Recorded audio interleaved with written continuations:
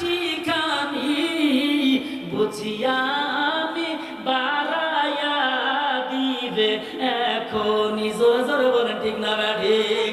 দিছে নগদ 2000 টাকার 2টা নোট, আরো দিবে বাকির খাতায় 3টা নোট। জোরে বলেন দিতে পারে কি পারে না? পারে কি পারে না? পাশে কি মুহাব্বত করে দিবেন আল্লাহ তাআলা, নামাজে পাঁচ মিলাইলেন সাই রব্বানা। ঠিক না ঠিক? আমার ভাইজান যদি 6 মাস পরে দেয় খুশি না আছেন না নাই? আরো 3 না দেবি।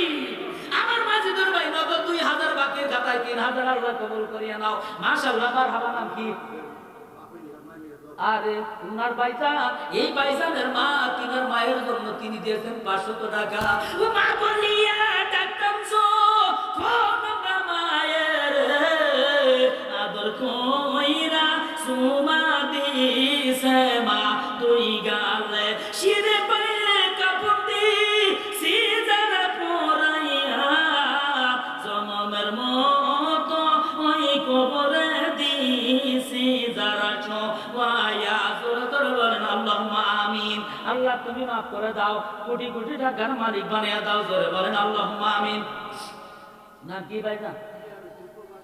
ইয়ারউদ্দিন। ইয়ারউদ্দিন। আর ইয়ারউদ্দিন ভাইজান প্রবাসী 500 টাকা দিয়া দোয়া চাইছে। আল্লাহ তুমি কবুল করিয়া নাও। টাকা আমার কাছে বাবা, টাকা আমার কাছে। ভাইজানের নাম কি? আবুল হোসেন। কি করেন? আচ্ছা। আরে আমার ভাইজান আবুল হোসেনের মা নাই। ওই মার জন্য যখন সন্তান দরজার মধ্যে দাঁড়াইয়া সবাই যখন নিজের সাধন সিদ্ধি বোঝানোর জন্য, নিজের শক্তির জন্য, চেয়ারের জন্য, যত কিছুর জন্য যা কিছু করতেছে ওইটা যদি কোরআন বিরোধী হয় আমাদেরকে সেটা ফেরত আসতে হবে। জোরে বলেন ঠিক না ঠিক? আমার ভাইজারে ওই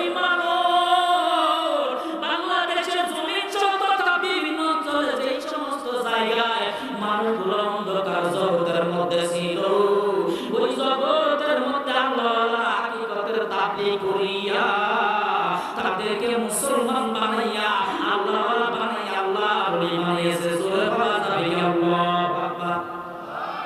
এই বাংলাদেশের জমিনে কোনো মুসলমান ছিল না। ঠিক করাইতের সময় যেই সমস্ত মুসলমানগুলা আমার আল্লাহ দিন প্রতিষ্ঠার জন্য এসেছিল তাদের উপর বর্বর আচরণ হয়েছে, অনেক কষ্ট হয়েছে, অত্যাচারিত হয়েছে, রক্ত দিতে হয়েছে, সন্তান পর্যন্ত কোরবানি দিতে হয়েছে। এরপরেও তারা ইমাম হতে এক পাপি পিছাতে হয় নাই। জোরে বলেন ঠিক না ঠিক? ওই মানুষ দুনিয়ার জমিনে যেই রকম সিলেটের জমিনে হযরত বুরহানুদ্দিন রাহমাতুল্লাহ নিজের সন্তানটার জন্য গরু আকিকা করেছিল। আজকে আমরা 700 টাকা কেজির গোশত খাই, মুসলমান দাবি করি, অথচ হালাল কোনটা হারাম কোনটা কোরআনের বিরোধিতা করি, মাদ্রাসার বিরোধিতা করি, আল্লাহর বিরোধিতা করি। জোরে বলেন ঠিক না ঠিক? এই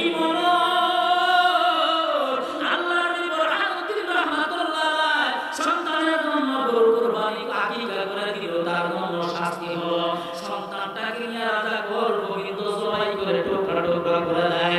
এই বাজারে এই জায়গায় লম্বা বললাম না কেন মুসলমানের ঈমান শক্ত হয় না। ওই জায়গায় বাবার সামনে থেকে মায়ের সামনে থেকে সন্তানটাকে তুলিয়া নিয়ে যখন টুকরা টুকরা করা হয়, ওই টুকরা টুকরা করার পর এরপর বুরহানুদ্দিন রাহমাতুল্লাহ আল্লাহ বান্দা এক চুল ঈমান থেকে বিচ্যুতি হয় না। জোরে বলেন ঠিক না ঠিক? আমার বাংলার মুসলমান এই মানুষগুলা মূর্তি পূজারীদের সাথে যাইয়া ওই জায়গার মধ্যে মূর্তি পাহাড় মূর্তি পূজা দেয়, মূর্তি পাহাড় দেয়, লাফালাফি করে, এদের সাথে আনন্দ উল্লাস করে, দলের সাথে দলের বাড়িতে দাড়ি লাগাইয়া এই মানুষগুলো সেই জায়গায় যাইয়া যখন ইসলামের দাড়ি বিজু পাশে একটা সুরতে শয়তান ধোঁকা দেওয়ার জন্য ওই জায়গায় যাইয়া মুশরিকদের সাথে একাকিত্ব করে বলে ধর্ম যার যার উৎসব সবার আছে না নাই। আমার আল্লাহ বলে না হারাম হারাম হারাম কুল ইয়া আইয়ুহাল কাফিরুন লা আ'বুদু মা তা'বুদুন। আল্লাহ তো পৃথক করে দিয়েছে। জোরে বলেন ঠিক না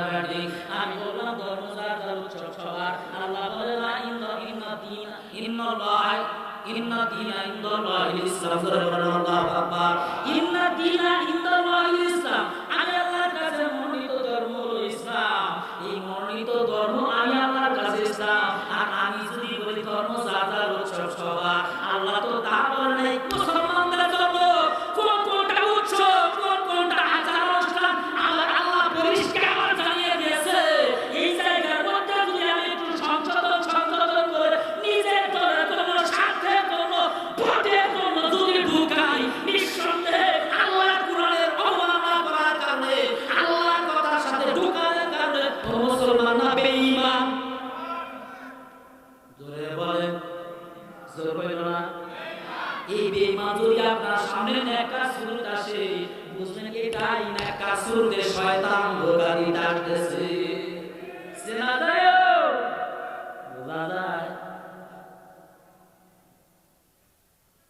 আচ্ছা আচ্ছা আচ্ছা, ঠিক আছে।